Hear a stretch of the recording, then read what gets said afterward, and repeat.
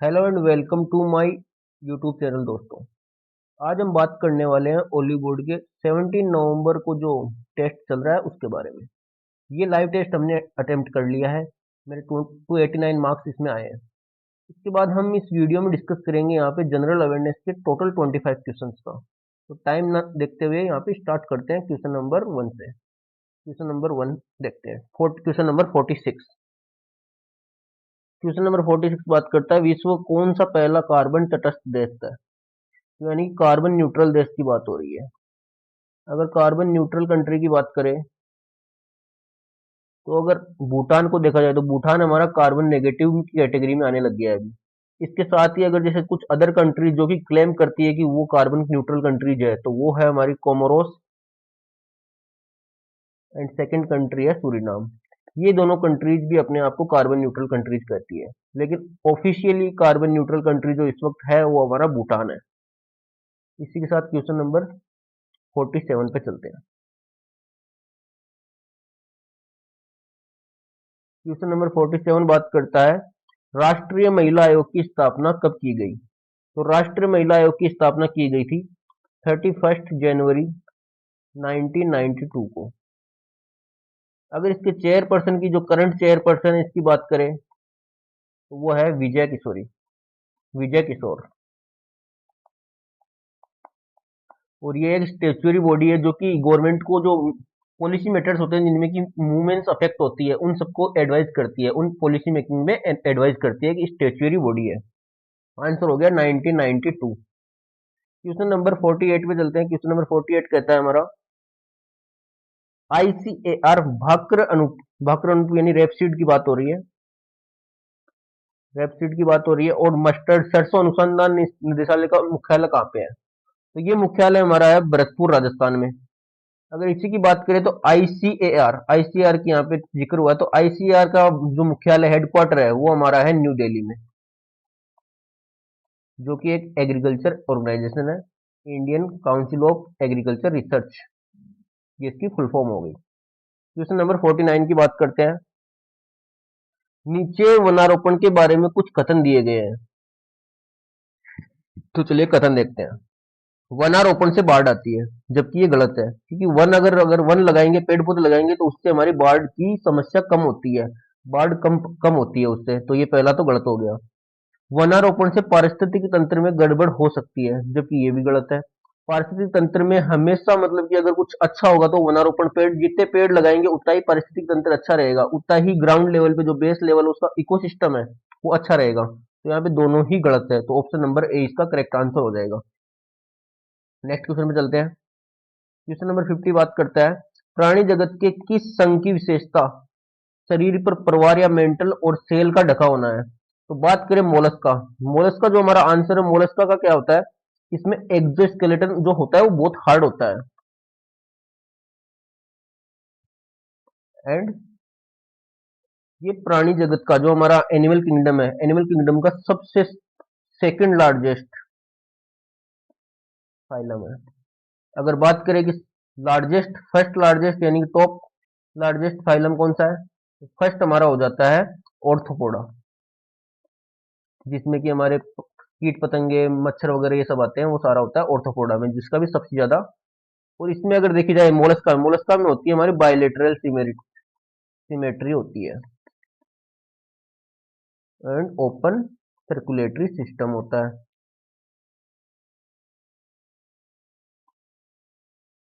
अगर इसके एग्जाम्पल्स की बात करें तो इसमें कौन कौन से आते हैं, तो इसमें हमारा ऑक्टोपस बोल देते हैं, स्नेल होता है, और साथ ही हमारा यूनियो मान लो, पाइला हो गया। ये सब हमारे इसके मोलस्का के एग्जाम्पल्स है। मोलस्का में आने वाले हमारे एनिमल्स है जो कि हमारे इसमें आते हैं। तो ये हमारा हो गया सेकंड नंबर का सबसे लार्जेस्ट फाइलम। क्वेश्चन नंबर 51 की बात करते हैं। कौन सी नदी व्रत गंगा के नाम से जानी जाती है। तो व्रत गंगा हमारी जो सेकंड लार्जेस्ट इंडिया की, यानी कि जो पेनिसुलर इंडिया है उसकी सबसे बड़ी रिवर है। Peninsular India, sorry, peninsular India's largest river. अगर इसकी बात करें तो वो है गोदावरी। जिसकी की अगर इसका ओरिजिन पॉइंट बात करें तो ओरिजिन होता है हमारा त्रिम्बकेश्वर त्रिम्बकेश्वर प्लेटू, जो कि नासिक महाराष्ट्र में है, वहां पे है। अगर इसकी सहायक नदियों की बात करें तो पेनगंगा, वैनगंगा, वर्धा, पूर्णा, प्राणिता, सबरी, इंद्रावती, ये सब इसकी सहायक नदियां हैं। साथ ही में अगर बाकी नदियों की बात करें, नर्मदा का जो होता है ओरिजिन पॉइंट होता है अमरकंटक पठार। तापी नदी इसी के जस्ट पास में, थोड़ा पास में होता है बैतुल पठार, बैतुल प्लेटू वहां से निकलती है। और कावेरी नदी का होता है ब्रह्मगिरी हिल्स, जो कि कर्नाटक में है, वहां से इसका ओरिजिन है। तो हमारी चारों नदियां हो गई। आंसर हमारा हो गया गोदावरी नदी, जिसको कि वृद्ध गंगा या बूढ़ी गंगा के नाम से भी जानते हैं। क्वेश्चन नंबर 52 की बात करते हैं। राष्ट्रीय शिक्षकों को सलाह देने वाले पेशेवर एक समूह बनाने के लिए 2022 में शुरू की गई योजना का नाम बताइए। तो ये हमारा था नेशनल मेंटरिंग मिशन 2022, जिसका जिक्र किया गया था नेशनल एजुकेशन पॉलिसी 2020 में। यहीं से इसको पावर मिलती है। और इसका जो उद्देश्य था वो था कि एक ऐसा समूह बनाया जाए जिसके साथ जो टीचर्स है उनकी जो मतलब एफिशिएंसी वो बढ़ाई जा सके, उसके लिए मिशन स्टार्ट किया गया था 2022 में। तो हमारा आंसर हो जाएगा national mentoring mission. Question number 53 की बात करते हैं। कौन सा यो कौन सा यौन संचारित रोग है? तो अगर यौन संचारित यानी कि सेक्सुअली ट्रांसमिटेड रोग की बात पूछ रहे हैं।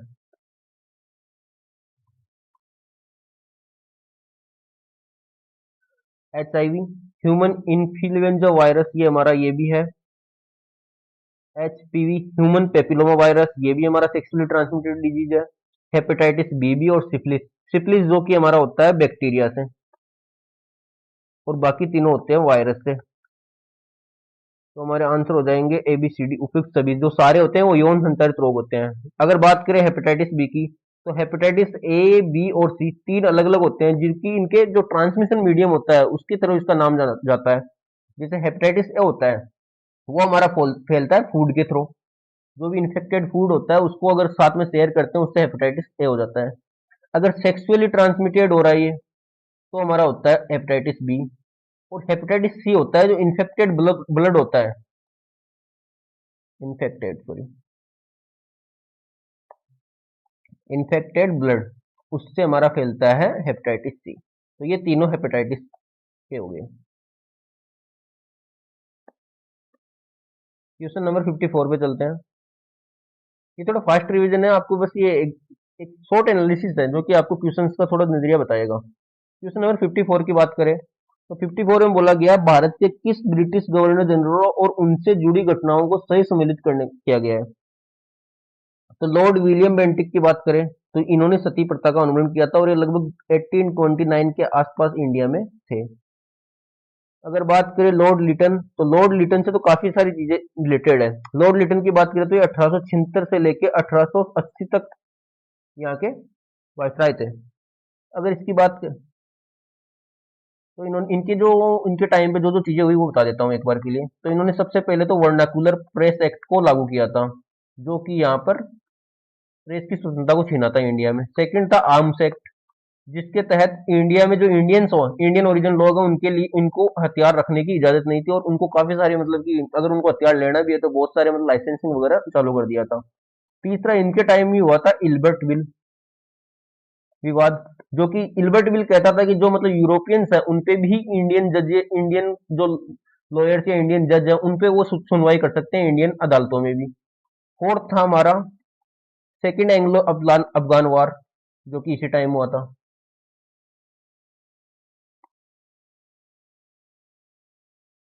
और इसी के साथ अगर बात करें तो लास्ट हमारा जो अकाल पड़ा था इस टाइम पे 1876 से लेकर 1878 तक जो अकाल पड़ा था, फेमाइन पड़ा था, ग्रेट फेमाइन, वो भी इसी के टाइम हुआ था। साथ ही में बात करें अगर लॉर्ड डफरिन, तो लॉर्ड डफरिन के टाइम पे 1885 में कांग्रेस की स्थापना हुई थी। तो हमारे तीनों ही ऑप्शन सही हो गए। तो option number A B C तीनों सही है। अगर इसी की बात करें तो पहले इसके जो 1885 में कांग्रेस के पहले अध्यक्ष कौन बने थे, तो पहले प्रेसिडेंट बने थे, ये पहली बात तो बॉम्बे में हुई थी, बॉम्बे, हाँ, ठीक है। और दूसरा बने थे इसके बंकिम, सॉरी बनर्जी, बनर्जी जी। अगर इसी के साथ अगर बात करें 1886, सॉरी 1886, 1887 और 1888, इन साल में कौन कौन इसके प्रेसिडेंट बने थे? तो दूसरा बना था नेरोजी। तीसरे बने थे बंटूटू तैयब जी। एंड दूसरा बता जॉर्ज यूल, जो कि पहले अंग्रेज थे, जो कि हमारे कांग्रेस के अध्यक्ष बने थे। तो ये हमारे हो गए चारों। तो हमारा हो गया कांग्रेस का भी समाप्त हो गया, और ये कंप्लीट क्वेश्चन नंबर 54 का एनालिसिस है। 55 पे चलते हैं, क्वेश्चन नंबर 55। मानव विकास सूचकांक की 2023 की सूची में कौन सा देश शीर्ष पर आया? तो वो रहा है स्विट्जरलैंड। नेक्स्ट क्वेश्चन चलते हैं, तो करंट का डायरेक्ट क्वेश्चन था, इसमें कोई समझने की बात नहीं है।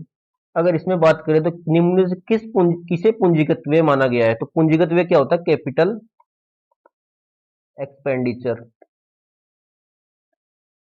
अगर इसकी बात करें तो हमारे जो इकोनॉमी है वो दो भागों में है, जिनसे कि हमारा जो लेन और देन चलती है, यानी पैसे की आवक और जावक दोनों चीजें चलती है। वो हमारी एक तो रिसिप्ट में चलती है, रेवेन्यू में चलती है, दूसरी चलती है कैपिटल में। दोनों में ही क्या होता है? रिसिप्ट, जो कि हमारा पैसा आता है वो। दूसरा होता है एक्सपेंडिचर, खर्चा। सेम इसी में कैपिटल, रिसिप्ट एंड एक्सपेंडिचर। अगर बात करें तो कैपिटल एक्सपेंडिचर वो होता है जिससे कि हमारा देश का डेवलपमेंट हो रहा है, जैसे कि रोड बन गई, जैसे कोई नया कोई पुल बन गया, ब्रिज बन गया, उसके लिए जो भी मतलब खर्चा होगा जिससे कि हमको वापस बेनिफिट मिल रहा है, वो हमारा कैपिटल एक्सपेंड यानी कि एसेट हो गया हमारा एक तरीके से ये। दूसरा रिसीट, रिसीट हमारा होता है जैसे कि कोई लोन से हमको कोई पैसा मिल गया, दूसरा कोई गवर्नमेंट की प्रॉपर्टी सेल कर दी, उससे हमको जो पैसा मिल गया, ये सारा हमारा क्या हो जाता है? डेब्ट हो जाता है एक तरीके से देखा जाए तो, या फिर लाइबिलिटी है, जो कि हम लाइबिलिटी को हम, जो कि हम लोग क्योंकि लोन हमने लिया है तो वापस भी चुकाना पड़ेगा, तो ये अपनी एक तरीके से लाइबिलिटी है। दूसरा अगर एक्सपेंडिचर इसमें बात करें तो ये हमारी जैसे सैलरीज हो गई, सैलरीज वगैरह, या फिर कोई जो भी हमारे जो सब्सिडी वगैरह दी जाती है जो फ्रीक्वेंट है, वो सब हमारी आती है रेवेन्यू एक्सपेंडिचर में। अगर रिसीट की बात करें तो जो टैक्सेज वगैरह से हम जो गवर्नमेंट को धन देते हैं, वो यानी कि फ्रीक्वेंस, जिनकी फ्रीक्वेंसी ज्यादा है, जो यानी कि बहुत फ्रीक्वेंटली काम हो रहा है, जिसमें पैसा बहुत जल्दी बहुत ज्यादा ही आ रहा है, बहुत ज्यादा ही मतलब बार बार आ जा रहा है और छोटे अमाउंट में आ रहा है, वो सारे होते हैं रेवेन्यू में। और जो बड़े अमाउंट में जो पैसा आता है, जो कि किसी मतलब गवर्नमेंट गवर्नमेंट को मतलब बड़े अमाउंट में पैसा मिलता है कोई प्रॉपर्टी सेल करने से, या फिर वो सारा आता है कैपिटल में। साथ ही में बड़े अमाउंट में जो पैसा खर्च होता है वो जाता है कैपिटल एक्सपेंडिचर में, और जो छोटे अमाउंट में सैलरीज वगैरह जो खर्च होती है वो सारी होता है रेवेन्यू में। तो इसका आंसर हो जाएगा हमारा पेंशन। जो कि पेंशन हमारा किस में आ गया? एक्सपेंडिचर रेवेन्यू में, क्योंकि पेंशन एक फ्रीक्वेंट होने वाला खर्चा है। वेतन का भुगतान, सैलरीज हमारी आ गई एक्सपेंडिचर। सब्सिडी, ये भी सारा एक्सपेंडिचर में चला गया। तो राजमार्ग का निर्माण, यानी कि हमने कोई रोड बनाई, तो रोड बनाने से जो भी हमारा जो डेवलपमेंट हुआ, या फिर उसका जो हमको वापस उसका रिटर्न भी मिलेगा, वो चीज हमारी हो गई कैपिटल एक्सपेंडिचर में। क्वेश्चन नंबर 57 पे चलते हैं। क्वेश्चन नंबर 57 बात कर रहा है कि किस वैज्ञानिक ने ऊर्जा क्वांट की खोज के लिए, तो ऊर्जा क्वांट की खोज की थी मैक्स प्लैंक ने 1900 में, जिसके लिए उनको 1918 में फिजिक्स का नोबेल मेडल मिला था, नोबेल पुरस्कार मिला था। 58 की बात करते हैं। भारत की संचित निधि के बारे में निम्न में से कौन सा कथन सत्य है? तो इसका उल्लेख अनुच्छेद 266 में किया गया। हाँ, सही है। 266 के जो फर्स्ट है उसमें हमारा कॉन्सोलिडेटेड फंड, फंड संचित निधि की बात की गई है। दूसरा, सभी सरकारी राजस्व कर जैसे कर, शुल्क शुल्क आदि इस निधि के अंतर्गत रखे जाते हैं। सही बात है। इसमें हमारे जो भी गवर्नमेंट से भी टैक्स वगैरह जो भी आता है वो सारा हमारा जो कंसोलिडेटेड फंड में आता है। इसके बाद में सरकार इस निधि की प्रभारी होती है। सही बात है। और संसद इसे निधि के उपयोग में हस्तक्षेप नहीं कर सकती। ये गलत बात है, क्योंकि हम जो भी हमारा जो कंसोलिडेटेड फंड से जो पैसा निकालना होता है वो हम बजट के थ्रू संसद से ही तो पास करवाते हैं। हर साल जो बजट आता है वो कंसोलिडेटेड फंड से ही पैसा निकालने के लिए होता है। अब ऐसे ही हमारा एक और फंड है, कंटिजेंसी फंड, आकस्मिक निधि जिसको बोलते हैं। ये हमारे आर्टिकल 267 में है। इसके तहत हमारा जो प्रेसिडेंट के पास हमारी एक इमरजेंसी फंड होता है 30,000 करोड़ का, जिसमें 30,000 करोड़ जो कि हमारी कंसोलिडेटेड फंड से ही निकाल के रखा जाता है हर टाइम।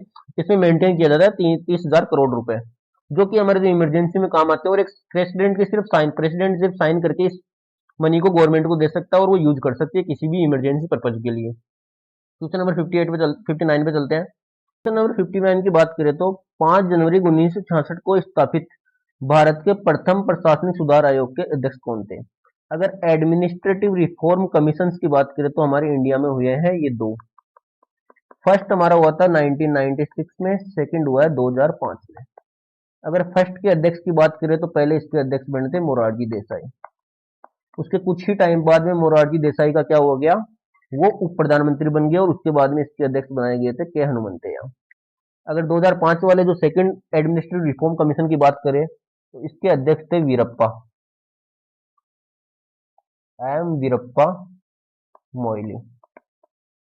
और इस टाइम इसका फोकस था वो हमारे था आईपीसी में रिफॉर्म करना, इंडियन पिनल कोड्स है ना उन सब के, और क्रिमिनल जस्टिस के बारे में जो सिस्टम है उसमें रिफॉर्म लाना हमारा 2005 के जो एडमिनिस्ट्रेटिव रिफॉर्म कमीशन था उसका उद्देश्य था।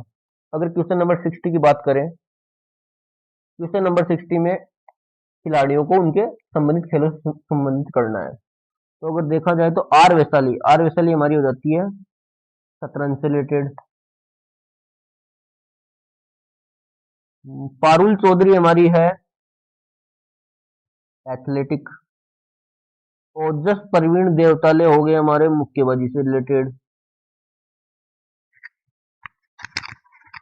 ओजस प्रवीण देवताले ये हो गए हमारे तीरंदाजी से, एंड हसामुद्दीन हमारे मुक्केबाजी से। तो हमारा ऑप्शन नंबर बी सही हो जाता है। क्वेश्चन नंबर 61 की बात करते हैं।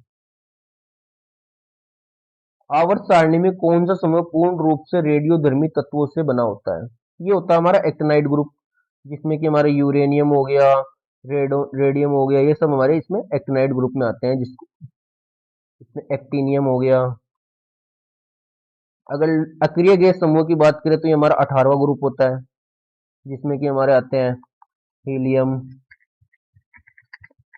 Neon, argon.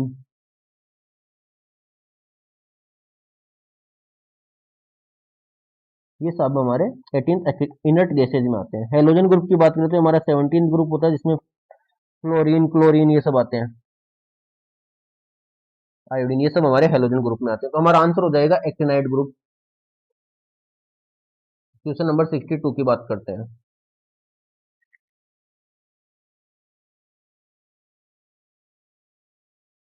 निम्नलिखित में से किस विटामिन की कमी से वयस्कों में ओस्टियोमेलेसिया होता है? ओस्टियोमेलेसिया हड्डियों का रोग होता है। अगर आपको ये पता है ओस्टियोमेलेसिया हड्डियों का रोग होता है तो आप सीधा आंसर ऑप्शन नंबर सी पे पहुंच जाते हैं, क्योंकि विटामिन डी से हमारा होता है रिकेट्स, जो कि एक हड्डियों का रोग है। अगर विटामिन ए की बात करें तो इससे होता है रतौंधी, नाइट ब्लाइंडनेस। विटामिन बी से होता है कोबालमिन, ये होता है कोबालमिन, इसमें हमारे जो कि कोबाल्ट की कमी से जो भी बीमारियां होती है वो सारी होती है। अगर के की बात करें तो इसका अब जैसे इनके अगर साइंटिफिक नेम्स की बात करें तो vitamin A, B, C, D, E और के, इन सबके विटामिन के साइंटिफिक नेम्स की बात कर लेते हैं, जो कि हमारे एग्जाम में काफी इंपॉर्टेंट क्वेश्चन होता है।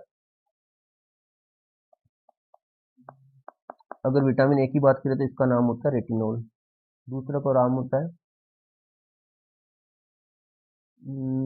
थाइमीन। ठीक है, एक मिनट रुकना।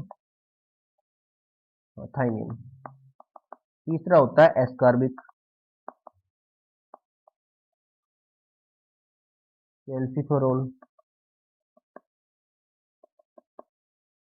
टेकोफेरोल,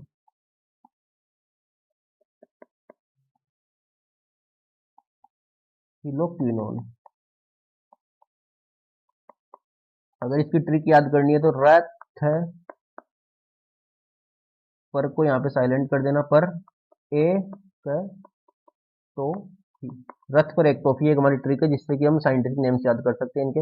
अगर इसी में बात करें तो जो विटामिन के ई डी ए वो हमारा होता है फेट में सोल्यूबल, एंड बी और सी होता है हमारा वाटर में सोल्यूबल। ये हमारा इंपॉर्टेंट फैक्ट्स है। क्वेश्चन नंबर 63 की बात करते हैं। क्वेश्चन नंबर 60, किस राज्य की ग्रामीण आबादी सबसे अधिक है?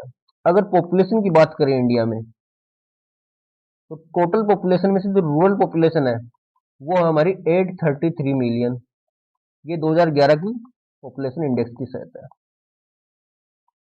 सेंसस। और जो 377 मिलियन है वो हमारे रूरल, जो हमारे अर्बन एरिया में है, जो शहरों में है। 68.8% के आसपास ये हो जाता है, 31.2% के आसपास ये। अगर बात करें रूरल स्टेट्स की, सबसे ज्यादा जो रूरल परसेंटेज आबादी है, जो रूरल आबादी सबसे अधिक है वो हमारी यूपी में है। फिर सेकंड नंबर बिहार में है और तीसरा नंबर वेस्ट बंगाल में है। तो हमारा आंसर हो जाएगा उत्तर प्रदेश, जो कि रूरल आबादी सबसे ज्यादा है। अगर सेकंड बात करें urban, जो कि हमारी शहरी आबादी सबसे ज्यादा कौन से स्टेट में है, तो वो है महाराष्ट्र में। सेकंड नंबर यूपी में। अब यहाँ पे लोग मिसगाइज होंगे कि यहाँ दोनों में ही इतनी ज्यादा कैसे है। तो यूपी की पॉपुलेशन और यूपी का एरिया बहुत बड़ा है, उसमें दोनों ही पॉपुलेशन बहुत ज्यादा है ऑलरेडी। फिर थर्ड नंबर आता है तमिलनाडु, तो ये हमारी हो गई पॉपुलेशन। क्वेश्चन नंबर 64 पे चलते हैं।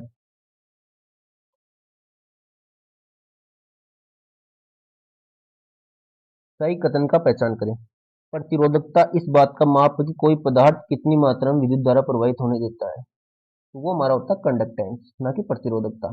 प्रतिरोधकता हमारा होता है रेजिस्टेंस, जो कि हमारा धारा का प्रवाह को रोकता है।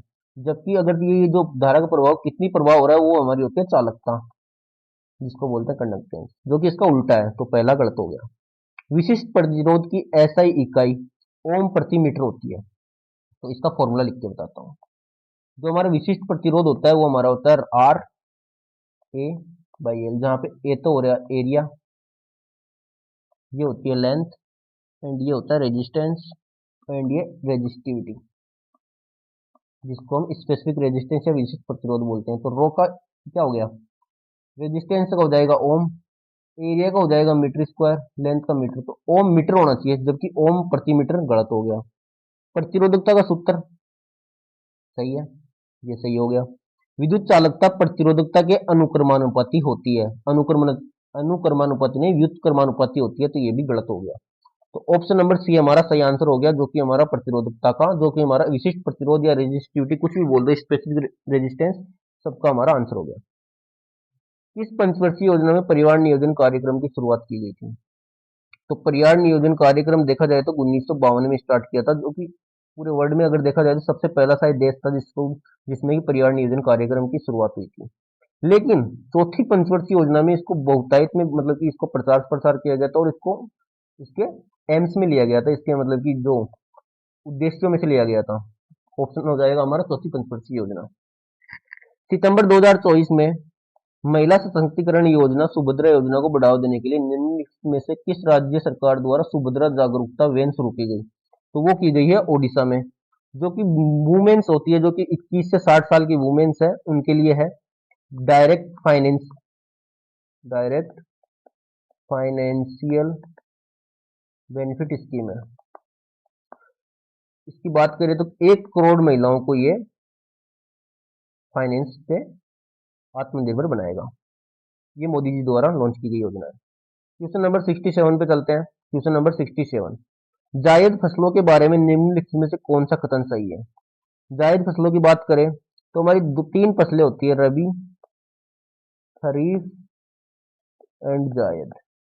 अगर रबी की बात करें तो गेहूं और जौ हो गई, जो कि हमारे लगभग अक्टूबर के आसपास या नवंबर के आसपास, अक्टूबर के आसपास, सितंबर अक्टूबर में तो बोई जाती है और काटी जाती है मार्च अप्रैल के आसपास। खरीफ की बात करें तो ये हमारी जून जुलाई में होती है, और इसमें देखा जाए तो जो हमारी मूंगफली वगैरह हो जाती है, सरसों हो जाती है, ये सब आती है, ये जून जुलाई में बोई जाती है और सितंबर अक्टूबर में काट ली जाती है। जायद फसलों की बात करें तो जायद हमारी होती है जो कि इन दोनों के बीच का टेन्योर बचता है, जो मार्च से लेके जून तक का टेन्योर मिलता है, मार्च से मई तक का, उसके बीच में लगाई जाती है। तो पहला ऑप्शन क्या है, वे रबी और खरीफ फसलों के मौसम के बीच उगाए जाते हैं। ऑप्शन नंबर फर्स्ट सही है। उन्हें ठंडी और शुष्क जलवायु की आवश्यकता होती है, तो ये होता है रबी के लिए। इनकी कटाई वर्षा ऋतु के बाद की जाती है, ये भी गलत हो गया। वर्षा ऋतु के बाद किसकी कटाई की जाती है, खरीफ फसलों की।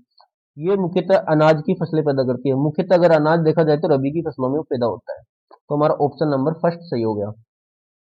क्वेश्चन नंबर 68, 27 वोल्ट बैटरी पर चलने वाला एक प्रकाश बल्ब, अगर voltage equal to current into resistance होता है। अगर रेजिस्टेंस का मान पूछ रहा है तो वोल्टेज कितना है, 27/3। ये हमारा 9 ओम आंसर हो जाएगा। क्वेश्चन नंबर 69 पे चलते हैं। पवन प्रणाली के संदर्भ में जब पूर्वी दक्षिण पूर्वी पवन भूमध्य रेखा को पार करती है, भूमध्य रेखा 0 डिग्री हो गई। अगर ये भूमध्य रेखा को पार करती है तो देन दक्षिण पूर्वी पवन ये हो गई। ठीक है, ये पवन जैसे ही यहाँ पे अगर क्रॉस करती है, इधर से आने वाली पवनें, तो ये कोरियोलिस बल के कारण इधर इधर शिफ्ट हो जाती है, ऐसे शिफ्ट हो जाती है। तो इसको ये, इसका ओरिजिन क्या हो गया, दक्षिण पश्चिम। पवनों का नाम उसके ओरिजिन की दिशा के हिसाब से होता है। जैसे कि अगर दक्षिण और पूर्व से ये स्टार्ट हो रही है, दक्षिण पूर्वी पवनें हो गई, इसकी दिशा बदल गई तो ये पश्चिम दिशा से निकलने वाली होगी, इसकी डायरेक्शन होगी पश्चिम और दक्षिण से, तो इसको बोलते हैं हम दक्षिण पश्चिमी पवन। क्वेश्चन नंबर 70 की बात करते हैं। दिल्ली सल्तनत का पहला आधिकारिक इतिहास ताज उल मासिर किसने लिखा था?